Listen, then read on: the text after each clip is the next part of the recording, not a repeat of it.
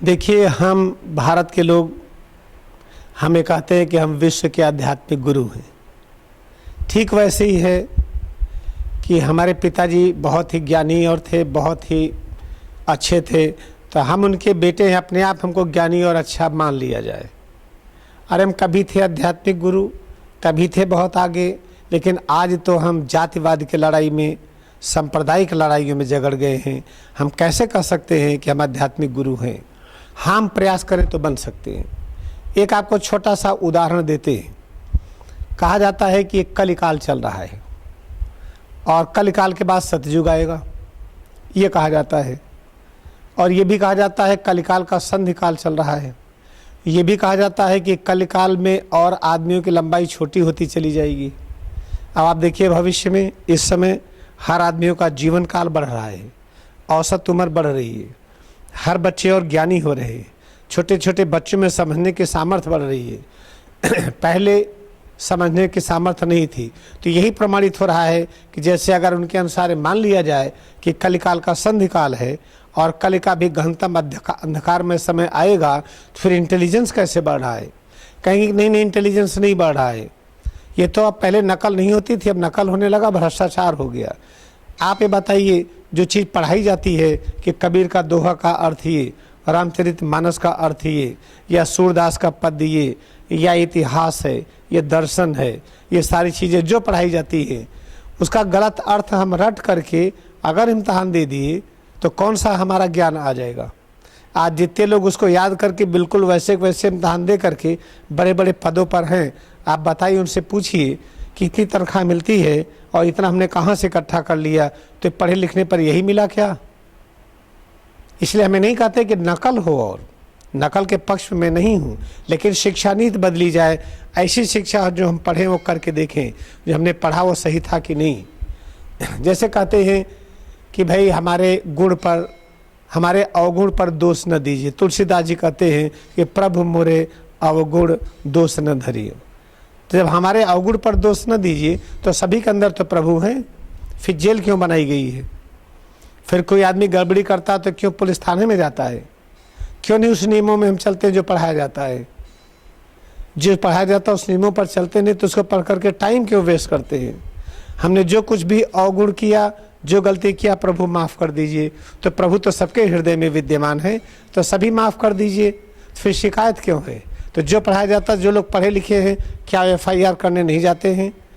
क्या वो कोर्ट में केस नहीं लड़ते हैं? क्या सब दिक्कतें नहीं हैं?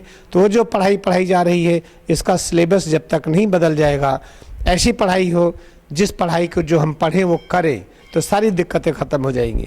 आइए हम आपको स्पष्ट करते हैं कि वर्तमान समय ये कलयुग है कि नहीं, और फिर कलयुग के बाद क्या सतयुग आएगा?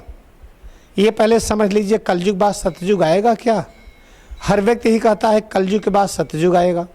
अब आप देखिए, सत्यकाल, त्रेता काल, द्वापर काल, कलिकाल, 4 काल होते हैं। अब ध्यान दीजिएगा, ये जैसे ये पूर्णिमा का चांद है। पूर्णिमा का चांद धीरे धीरे 15 दिन के बाद ये अमावस्या के चांद के रूप में आ गया, यानी प्रकाश न्यूनतम हो गया।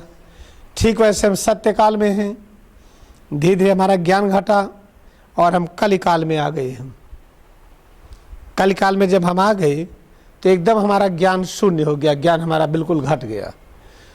तो अब देखिए, पूर्णिमा के बाद जब अमावस्या हुई तो ये 15 दिन का कार्यकाल रहा। तो अमावस्या के बाद जब प्रकाश धीरे धीरे बढ़ेगा तो फिर इस तरह से हमें 15 दिन का ही ये उत्तरोत्तर कालकाल होगा। ये 15 दिन का ही समय हमें फिर से लगेगा ये पूर्ण ज्ञान को पाने के लिए। इस तरह से आप देखिए, जैसे ये प्रकाश का घटता हुआ क्रम और प्रकाश का बढ़ता हुआ क्रम, ये इसको कहते हैं युगल, युग। ये प्रकाश 2 बार प्रकट हुआ, एक घटते हुए क्रम में, एक बढ़ते हुए क्रम में। इसी तरह से ज्ञान के 2 चरण होते हैं, ज्ञान हमारा घटते हुए क्रम में और बढ़ते हुए क्रम में। तो जब देखिए सत्यकाल रहा, ध्यान दीजिए इस बात पर, जब सत्यकाल रहा, हम परम ज्ञानी रहे, तो ज्ञानी से धीरे धीरे हमारा ज्ञान घटता गया और हम कलिकाल में आ गए, ज्ञान न्यूनतम हो गया। तो ऐसे ही फिर कलिकाल के बाद हमारा फिर धीरे धीरे ज्ञान बढ़ेगा और फिर सत्यकाल पहुंचने में उतना ही समय लगेगा। तो सत्यकाल के बाद ये रहा सत्यकाल, फिर ये रहा त्रेता काल, ये रहा द्वापर काल, और ये रहा कलिकाल। इस तरह से आप देखें, सत्यकाल, त्रेता काल, ये द्वापर काल, ये कलिकाल, एक एक काल दो बार ऐसे आता है। तो ये रहा उतरता हुआ कलिकाल, फिर ये होगा चढ़ता हुआ कलिकाल, चढ़ता हुआ द्वापर, चढ़ता हुआ त्रेता, चढ़ता हुआ सत्यकाल।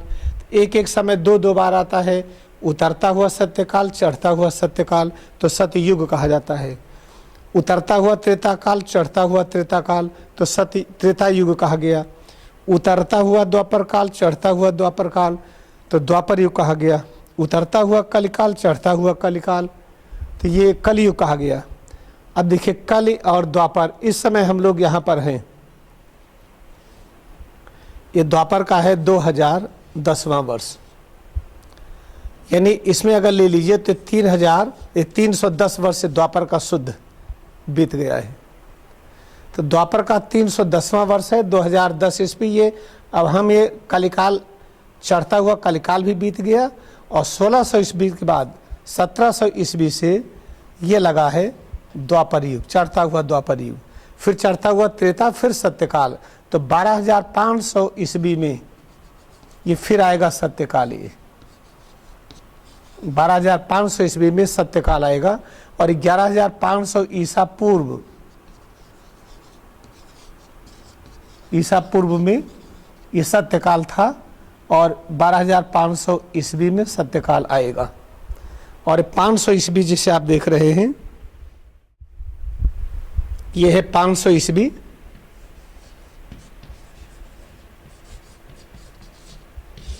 ये कलिकाल का मध्य का समय है।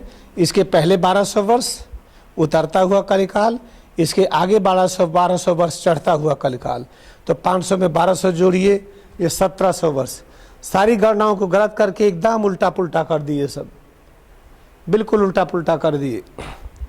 इस तरह से आप ध्यान से दीजिए कि सिर से लेकर के पैर की अंगुली तक जो अपना शरीर है, इसी में संपूर्ण ज्ञान भरा हुआ है। कहते नहीं कि यत्य नारी पूजनते तत्र देवता रमंत्रे। नारी का मतलब स्त्री नहीं है, यानी किसी भी विकास के क्रम में स्त्री पुरुष का चीज़ नहीं होता है। इसको कहते हैं नारियाँ, जो ब्रह्म नारियाँ, जो नारियाँ हमारी इंद्रियों में आई हैं। कहते हैं ढोल गंवार शूद्र पशु नारी, ये सब तारण के अधिकारी। तो ये नारी यहाँ पर स्त्री के लिए नहीं कहा गया है, नारी कहा गया नारियों के लिए। और गंवार का मतलब बेवकूफ़ नहीं, गांव में रहने वालों के, सब के बारे में जानिए, बड़े महत्वपूर्ण हैं। शूद्र ये नहीं कहा जाता जो हरिजन हो, पासी हो, धोबी हो। शूद्र कहा जाता जो इंद्रिय भोगी हो, जिनका जीवन इंद्रियों के भोग विलास में हो, शूद्र हो। जो समझते हो कि इंद्रियों के भोग विलास से हमें बीमारी आएगी, वो द्विज हो गए। ऐसे करके विस्तार से हम कभी चर्चा करेंगे कि जातियाँ वो नहीं है जिस रूप में हम लोग कहे जाते हैं। कभी मत सोचिएगा कि कोई भी हरिजन, कोई भी पासी, कोई भी धोबी, ये सब शूद्र वर्ग के हैं। ये कहना महापाप है ये। और जिसको ब्रह्म ज्ञान है वही ब्राह्मण है। ब्रह्मज्ञानी कभी तनख्वाह नहीं लेता, कभी व्यापार नहीं करता, उसका ब्रह्म ज्ञान है, हर चीज़ों का निर्माण कर देता है। अगर कोई निर्माण नहीं करता तो वो ब्राह्मण रूप में नहीं, कोई जन्म से कहने वाला ब्राह्मण नहीं होता, जन्म से कहने वाला क्षत्रिय नहीं होता है। ये सब चीज़ों के बारे में विस्तार से हम चर्चा करेंगे हम, लेकिन आज इतना स्पष्ट समझ लीजिए कि ये वर्तमान समय आरोही द्वापर का 310वां वर्ष है। इसके बाद ये 4100 ईस्वी तक चलेगा ये, फिर त्रेता लगेगा 3600 वर्ष, फिर सत्य का लगेगा ये 4800 वर्ष। जो मैं कह रहा हूँ ये सब चीज़ प्रामाणिक, लगभग पूरे विश्व में अरबों ये किताबें इस पर निकली है, ये प्रामाणिक चीज़ें जो हम आपको बता रहे हैं। आने वाला दिन में बहुत अच्छा होगा, वर्तमान समय बहुत अच्छा है, पहले से ज़्यादा अच्छा है, आने वाला समय और पहले से अच्छा होगा। जो कहते वर्तमान समय गड़बड़ हो गया, वो अस्त होते हुए सूरज की तरह है। जिसको वर्तमान बहुत अच्छा लगता है वो समझ लीजिए कि उगते हुए सूरज की तरह है।